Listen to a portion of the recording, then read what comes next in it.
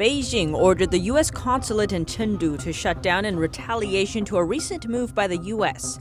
And this isn't the first time the consulate got caught in a political drama. After the historical China speech by the Secretary of State, a Chinese dissident said Mike Pompeo told him the hard stance on China will last for decades. The Yangtze River basin is facing heavy rain again. Authorities submerged some areas intentionally to save other richer areas, but the farmers aren't happy. A couple in Hong Kong refused to stop fighting for freedom, even if it cost them their wedding. They were put into jail for 4 days last year, and the judge acquitted them today. And as the U.S. and allies push back against Beijing's long-standing aggressions in the South China Sea, China announced a live firing drill. Another country joins the list of rejecting China's territorial claims in that area. Welcome to China in Focus. I'm Tiffany Meyer. Beijing has ordered one of the U.S. consulates in China to close in an apparent act of retaliation. It follows Washington's decision to close down the Chinese consulate in Houston, Texas this week. China's foreign ministry said it informed the U.S. embassy about its decision on Friday morning. Chengdu is one of 5 U.S. consulates in mainland China, with a 6th major mission in Hong Kong. Beijing's decision came just 2 days after the U.S. State Department ordered the Chinese consulate in Houston to close to protect American intellectual property. On Wednesday, President Trump said it's always possible that more Chinese missions in the United States would be forced to close. In Chengdu City, a large number of armed police arrived at the U.S. consulate there at around 7 in the morning on Friday. Even more police may have come later. A video showed at least 9 police cars driving to the consulate. Police set up a blockade area to keep people and vehicles away as plainclothes police surrounded the consulate general. Police were also seen monitoring the building from above. Locals were blocked from approaching the consulate's entrance. Even standing near the building at a distance was prohibited. A photographer for an overseas media outlet was seen working nearby, but a policeman soon approached him to demand that he not film or photograph the scene. The Chinese Communist Party's media mouthpiece, CCTV, set up several cameras facing the main entrance of the consulate building, as well as in other locations. They were used to live stream the event, and by 3 p.m. local time, there are already more than 20 million viewers. In the evening, smoke started rising into the air. It wasn't coming from inside the consulate, but from outside instead. It was later discovered that someone set off fireworks nearby the entrance. A man in a white shirt was quickly seized by police afterward. So far, there's no report about a potential motive. Amid the recent controversy, now we take a closer look at the U.S. consulates in China and Chinese consulates in the U.S. The United States has 1 embassy in Beijing and 5 consulates general in Shanghai, Guangzhou, Shenyang, Wuhan, and Chengdu. Among them, the area surrounding Chengdu has the weakest economic development and the fewest financial ties to the U.S. The consulate in Chengdu opened in 1985. In addition, the United States also has consulates general for Hong Kong and Macau. Hong Kong was formerly a British colony, while Macau was a Portuguese colony. Both were returned to China in the late 90s. On the other side, China has an embassy in Washington, D.C., and 5 consulates general in New York, San Francisco, Los Angeles, Chicago, and Houston. But the building in Houston was ordered to close by the Trump administration this week. The deadline set by Beijing for the U.S. to close its consulate in Chengdu is next Monday. It's not yet clear if Washington will comply. But a post from the wife of the U.S. Consul General in Chengdu earlier this week caught public attention. She posted it on Monday before Beijing ordered the consulate in Chengdu to close. Zhu Yizhuang Mulinax, wife of the U.S. Consul General in Chengdu, Jim Mulinax, wrote on Facebook that her husband could return to the United States at the end of this month, but added that he's been instructed to stay in Chengdu. 1 day later, U.S. authorities ordered the Chinese consulate in Houston to close within 72 hours. Mrs. Mulinax is from Taiwan. Months ago, due to the pandemic, Ms. Mulinax returned to the U.S. with her children, while her husband, the consul, had to stay in China. The U.S. responds to China's order to shut down an American consulate. The White House press secretary urges the Chinese regime to avoid engaging in tit-for-tat retaliation. NTD's Miguel Moreno has more on the U.S.-China consulate conflict. A response from the White House to the regime after it ordered a U.S. consulate in China to shut down hours after a Chinese consulate met with the same fate in Houston. Yes, our action to direct the closure of the PRC Consulate General in Houston was taken to protect American intellectual property and Americans' private information. And we urge the CCP to cease these malign actions rather than engage in tit-for-tat retaliation. So that's where Secretary of State Mike Pompeo called the Chinese consulate a hub of spying and intellectual property theft. The New York Times reported that they obtained a document outlining several FBI investigations tied to the Houston consulate, which included attempts to illegally transfer medical research from institutions in the area. The Chinese Communist Party defended its order to close, accusing the U.S. consulate of interfering in China's domestic affairs and harming China's security interests. The measure taken by China is a legitimate and necessary response to the unreasonable action by the U.S.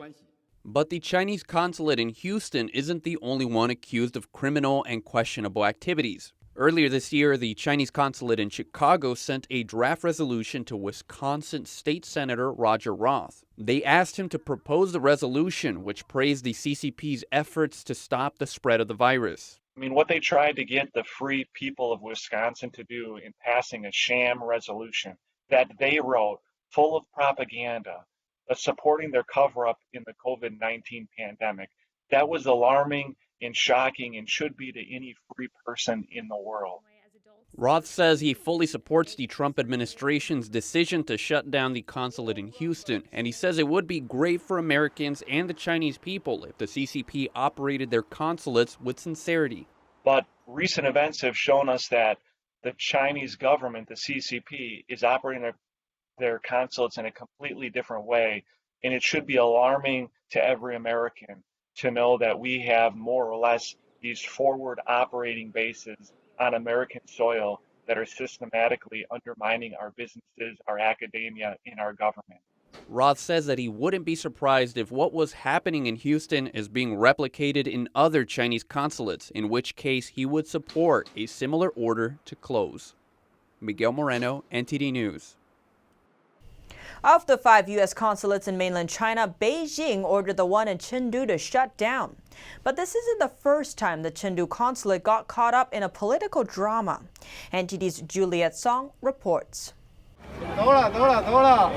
China ordered the U.S. consulates in southwestern Chengdu to close, a form of retaliation after the U.S. ordered the shutdown of the Chinese embassy in Houston within 72 hours. This isn't the first time the Chengdu consulate was caught in the middle of political drama.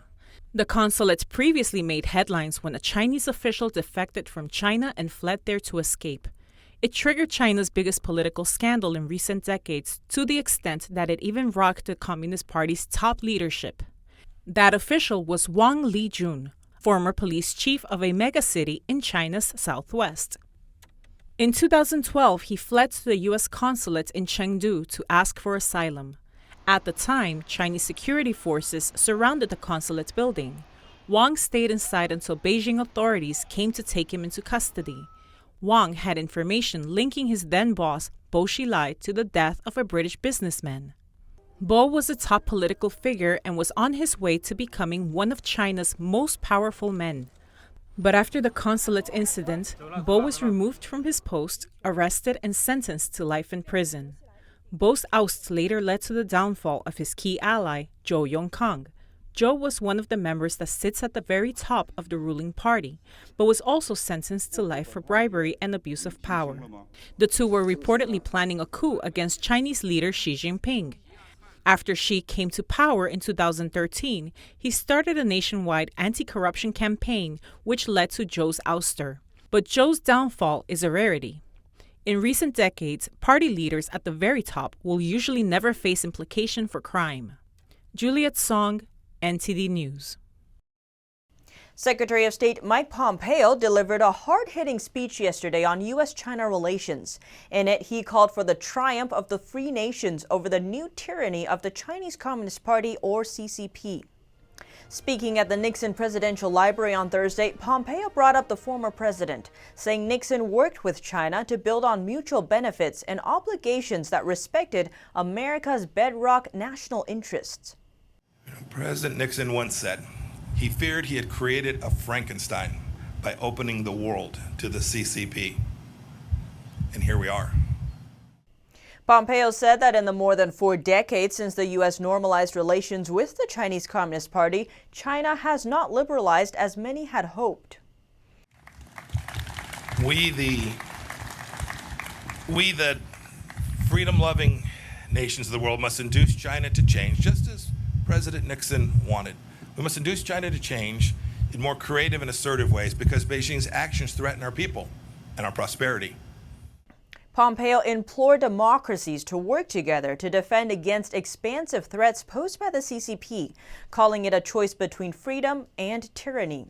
He pointed to the CCP being a fundamentally Marxist-Leninist regime and a threat that poses to a free world. He pulled from his observations of the Soviet Union during his service in the army amid the Cold War. He said communists always lie and that the key is to watch how they behave, not their words.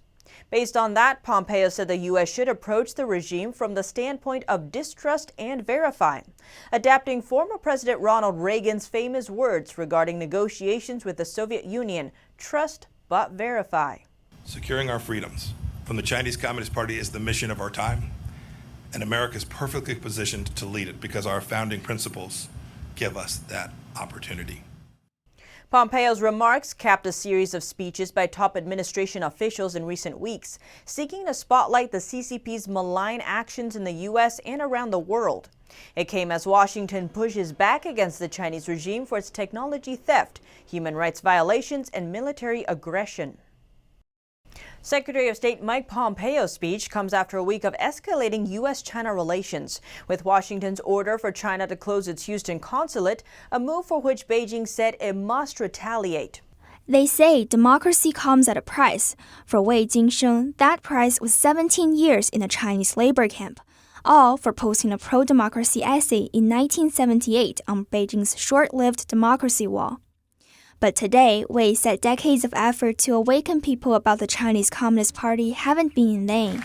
Also with us today is the father of the Chinese democracy movement, Wei Jingsheng. He spent decades in Chinese labor camps for his advocacy. Mr. Wei, will you please stand?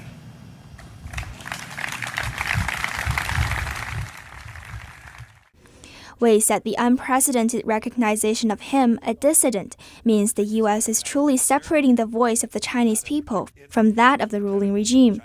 He met with the chief diplomat after Thursday's historical China speech in Los Angeles, where Pompeo declared that the decades-long active engagement with the Chinese Communist regime has failed.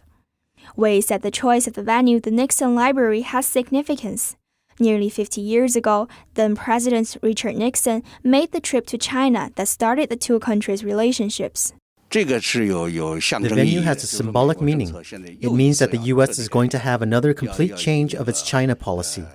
And its main goals now are to unite other countries to counter the CCP and to push for China's democracy. Wei said he raised a question asked by many Chinese people to Pompeo. How long is the U.S. able to keep its firm stance against the CCP? He explained that this policy is not something they thought of just recently. It will last for many years. It will last for decades. That's the word he used. That basically means that this policy won't change until the Communist Party is taken down, until China walks the path of democracy. But as Communist China's economy grows, the two countries remain intertwined in trade and other areas. Wei said there's bound to be damage to the U.S. side. But Mr. Pompeo said when he answered our questions that the U.S. is willing to take such damage in order to uphold its policies.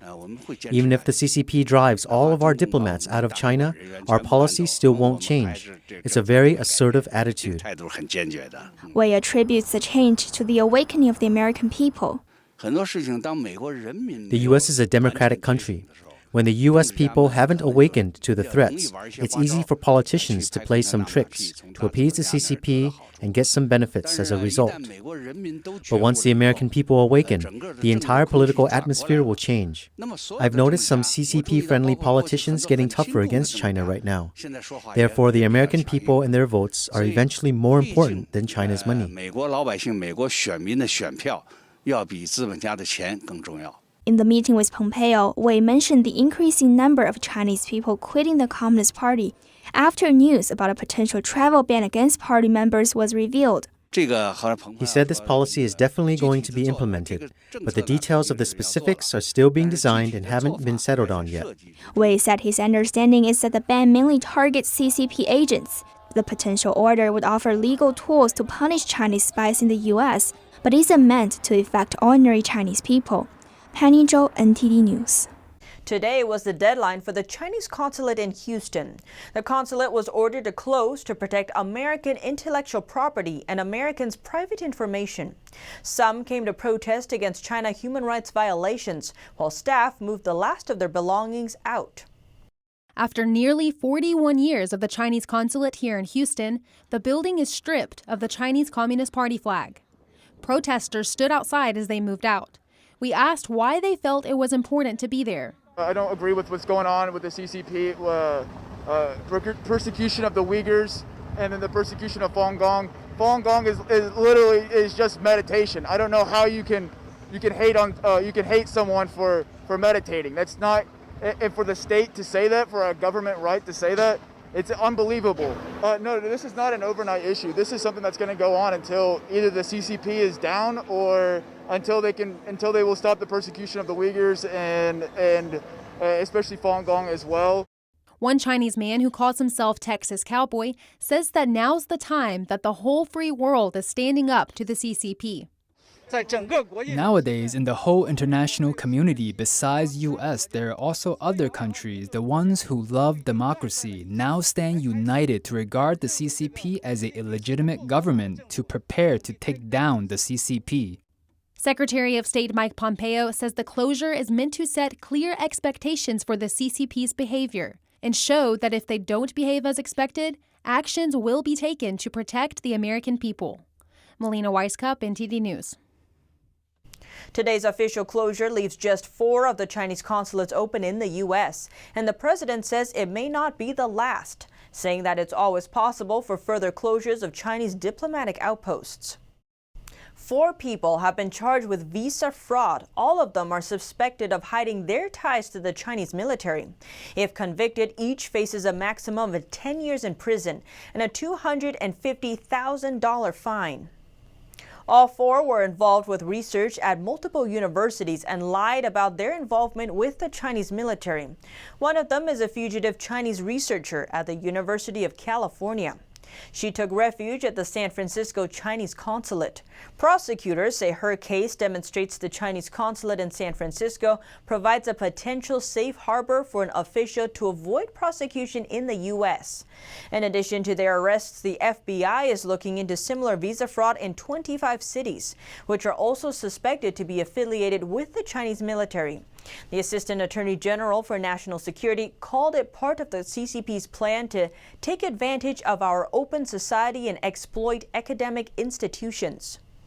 Now to the floods in China. The Yangtze River basin is facing heavy rain again.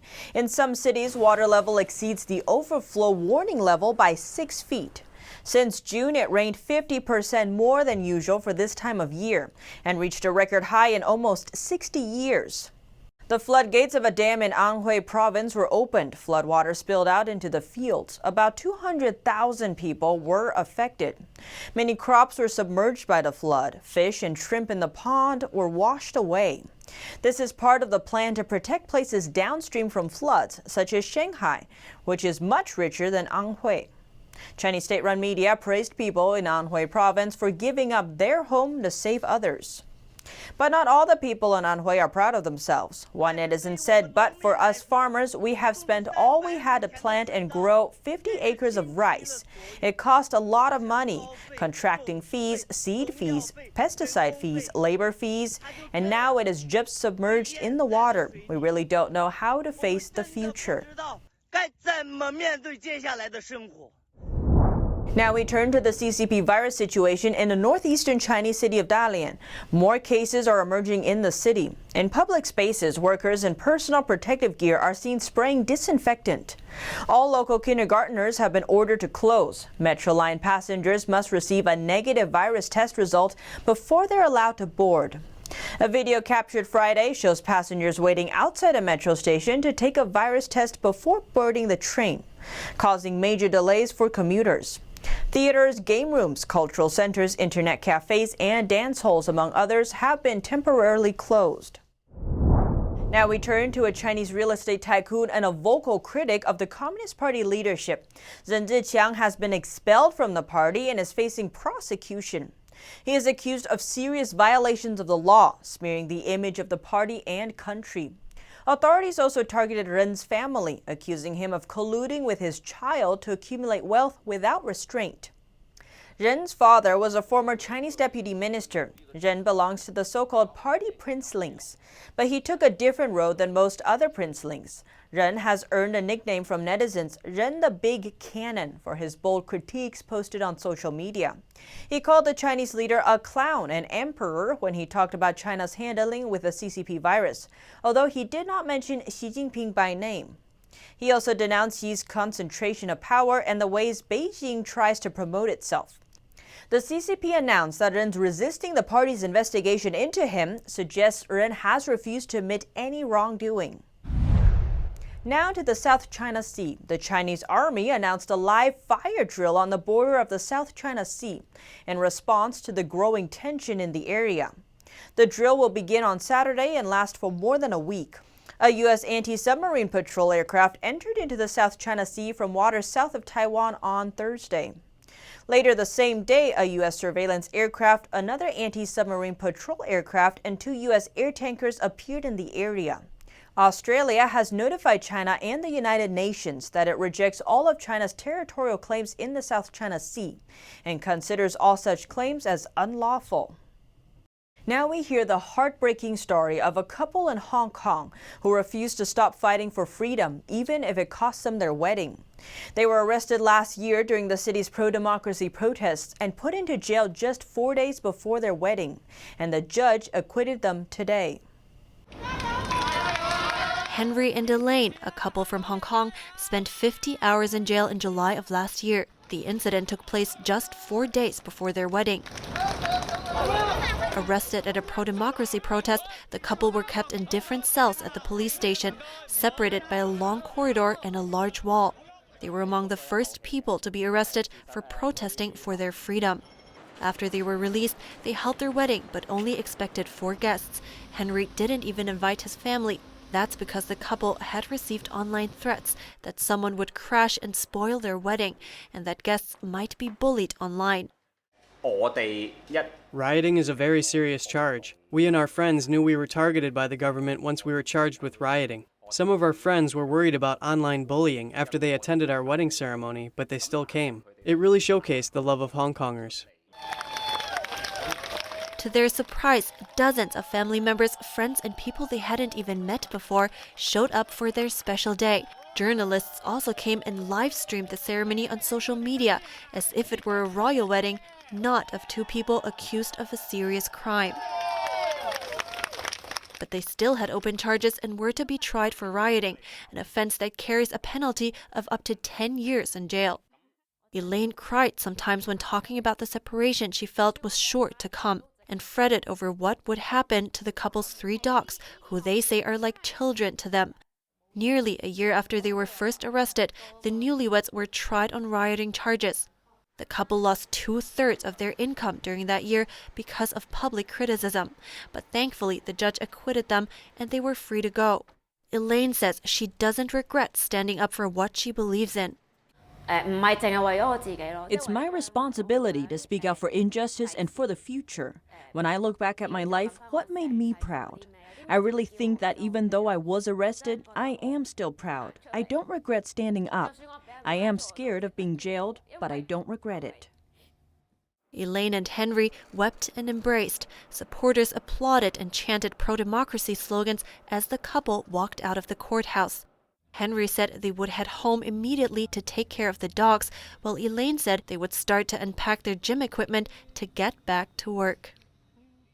And on Friday, China reacted to a week of escalating tensions and ordered the U.S. to shut down its consulate in the southwestern city of Chengdu. We met up with the Epoch Times China editor Annie Wu to hear her thoughts on the recent developments. All right, so thanks, Annie, so much for joining us today. Great to have you on the show. Thank you, Tiffany. So there seems to be a lot of recent developments between the U.S. and China, especially after Pompeo's speech yesterday. So can you tell us a little bit about like a brief summary of the most recent developments today?